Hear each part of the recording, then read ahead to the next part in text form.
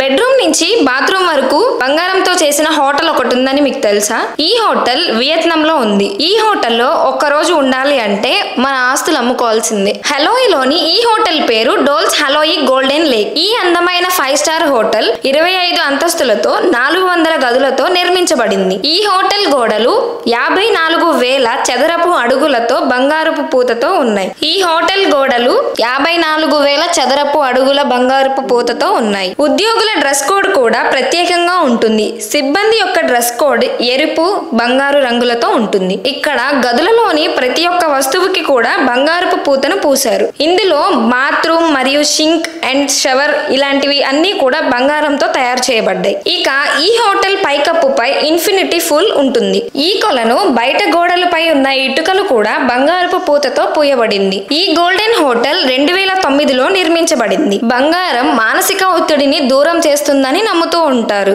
అందుకే ఈ హోటల్ను బంగారంతో నిర్మించారట.